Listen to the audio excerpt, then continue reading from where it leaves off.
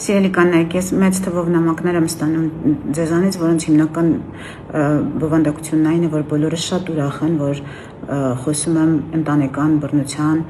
կանանց հանդեպ բռնության հիմնախնդրի մասին։ Ստանում եմ նաև նամակներ օգնության կարիք ունեցող կանանց կողմից եւ այսօր ուզում եմ դրանցից մեկը ընթերցել։ Բարև ձեզ, տիկին Աննա Հակոբյան։ Ես ընտանիքում ամուսնու կողմից բռնության ենթարկված անձ եմ եւ դիմում եմ ձեր օգնությանը 10 տարի շարունակ ենթարկվել եմ ֆիզիկական եւ հոգեբանական բռնության 2025 թվականի սեպտեմբերի 10-ին, երբ վերջապես որոշեցի դուրս գալ այդ հրեշի ճանկերից, դիմեցի Վանաձորի ոստիկանություն ծեծված եւ բազմաթիվ վնասվածքներով։ Ամուսնուս նկատմամբ կիրառեցին 25-օրյա անհետաձգելի միջամտության որոշում, դրանից քիչ ժամանակ անց ամուսինս խախտելով այդ որոշումը նորից մոտեցավ ինձ եւ բռնության ենթարկեց։ Նորից դիմեցի ոստիկանություն եւ կրկին կայացրեցին անհետաձգելի միջամտության որոշում, նորից չենթարկվեց եւ բազմիցս խախտելով այդ որոշումը եկել եւ բռնությանը ենթարկել ինձ։ Դրանից հետո խախտելով դատարանի կողմից կայացված պաշտպանական որոշումը այս տարվա մայիսի 13-ին շքամուտքում մետաղյա ձողով հարձակվել է իմ վրա եւ ծեծի ենթարկել, ինչի արդյունքում հայտնվել եմ Վանաձորի բժշկական կենտրոնում վերակենդանացման բաժանմունքում ծայրահեղ ծանր վիճակով։ Ունեցել եմ դեմքի բազմաթիվ բեկորներ, կոտրվածքներ, ցավային շոկ, բազմաթիվ սալջարդեր, գլխի բաց վերքեր, ուժեղ ցնցում եւ այլ խնդիրներ, ինչպես նաեւ ունեցել եմ բարդ վիրահատություն, դեմքս հավաքել են մետաղական կոնստրուկցիայով։ Դրանից հետո իրեն որպես խափանման միջոց 2 ամիս պահեցին Վանաձորի քրեակատարողական հիմնարկում, իսկ այսօր խոսքը երեկվա մասին է, նամակը երեկ եմ ստացել, դատարանը փոխեց խափանման միջոցը եւ նշանակեց տնային կալանք։ Ես շատ լավ ճանաչելով իրեն եւ իմանալով իր դրսեւորած վարքը,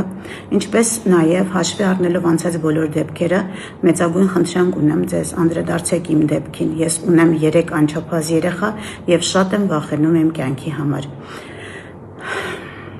Ինչպես նաև հաշվի առնելով այսօրվա դատարանի որոշումը, ինձ օրենքով պաշտպանված չեմ զգում եւ ունեմ ձեր օգնության կարիքը։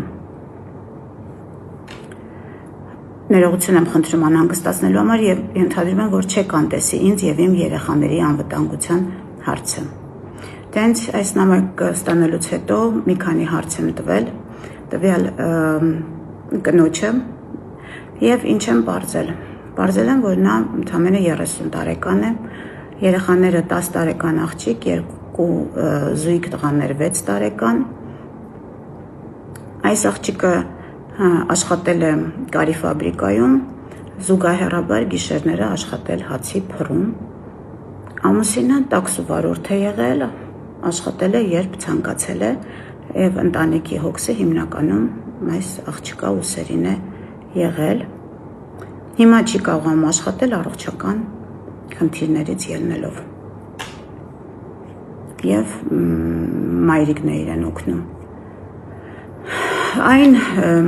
Ես նախկինում, որ ասում էի Հայաստանում ընտանեկան բռնությունը թույլատրված է օրենքով, պաշտպանված է օրենքով, խոսում էի հենց այս իրավիճակի մասին եւ այն մասին, որ համակարգը ամբողջ ավելի շատ պաշտպանում է բռնություն ենթարկողին, քան բռնությունից տուժածին։ Գոյություն ունի, գործում է Հայաստանի Հանրապետության օրենքը ընտանեկան եւ կենցաղային բռնության կանխարգելման ու ընտանեկան եւ կենցաղային բռնության ենթարկված անձանց պաշտպանության մասին։ Այն ամենը, ինչ տեղի է ունեցել այս երիտասարդ կնոջ հետ, տեղի ունեցել այս օրենքի պաշտպանության ներքո։ Այդ անհետաձգելի միջոցը 25-օրյա այս ամենը տեղի է ունեցել համաձայն այս օրենքի, որի վերնագիրը հնչեղ է եւ որը կոչված է պաշտպանելու հենց այս աղջկան։ Բայց դրանից բացի մենք ունենք Հայաստանի Հանրապետության քրեական օրենսգիրք, որի 166-րդ հոդվածը ասում է առողջության ծանր վնաս պատճառելը, մեկ ուրիշի մարմնական վնասվածք պատճառելը կամ նրա առողջությանն այլ վնաս պատճառելը, հոդվածի 3-րդ մասը ասում է, եթե կատարվել է առանձին դաժանությամբ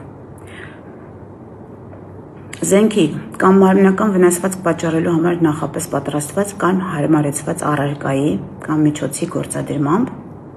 մերձավոր ազգականի կողմից, անօգնական վիճակում գտնվողի նկատմամբ պատժվում է 5-ից 10 տարի ժամկետով։ Համակարգի իրավապահների ընտրության հարցն է, ինչպես որ օրենքին հողում անել և ինչպես վարվել այս դեպքի հետ և հենց այն պատճառով, որ բռնությունը, որ մենք ապրում ենք բռնության մշակույթի մեջ, որ մեր ընտանիքներում բռնությունը ընտանեկան մոդել է, համակարգը ընտրում է վարչական օրենսգիրքը, որը բոլոր հնարավորությունները տալիս է բռնակալին ընդհուպ մինչև սպանել իր զոհին։ Այս աղջիկը եթե չստանա պաշտպանություն, հաջորդ քայլը լինելու է պարզապես կյանքին վերջ տալը։ Բոլոր այն կանխատեսելի և շատ ընդունված կարծրատիպային քննարկումներին, թե սխալ է պահել աղջիկ կինը իրեն, գուցե մի բան արել է, ջղայնացրել է և այլն, ուզում եմ ուղղակի ուշադրություն հրավիրենք այն հանգամանքի վրա, որ երիտասարդ կինը ամբողջ ընտանիքի կենցաղային հոգսը վերցրել է իր վրա, աշխատել է ցերեկը ամբողջ օրը, աշխատել է գիշերը, ունի 3 երեխա և դժվար է պատկերացնել նույնիսկ, թե ինչ կարող էր նա անել, եթե ելնենք այդ մեր մշակույթի և մեր մտածողության մեջ գոյություն ունեցող այդ կարծրատիպից, թե կինն է մեղավոր։ Իսկ եթե կինը գուցե համարձակվել է ինչ-որ պատասխանել, անհամաձայնություն հայտնել, հնարավոր է, որ դեկոլտե է հագել օրերից մի օր միջոցառման ժամանակ, օրինակ հարսանիքի ժամանակ, հնարավոր է, որ ժպտալիս շրթունքը մի քիչ ավելի վերև է բարձրացել, հնարավոր է ամուսնուն հայացքը պարզապես դուր չի եկել, հնարավոր է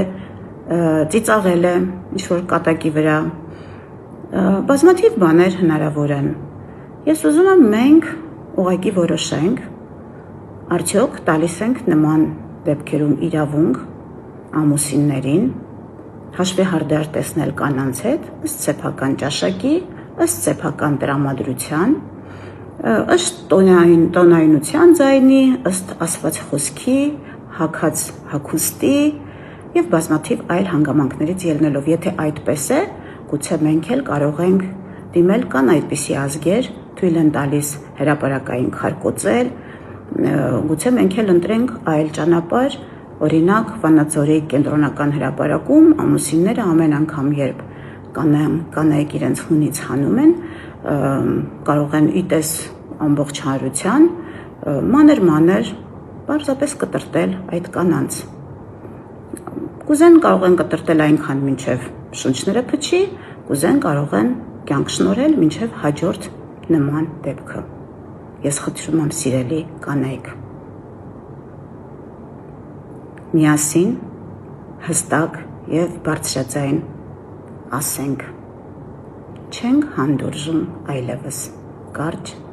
կոնկրետ։ Շնորհակալություն։ Հուսով եմ իրավապահները լսեցին այս դեպքի մասին և թույլ չեն տա 3 տնային կալանք ստացած տղամարդուն գնալ և սպանել իր կնոջը։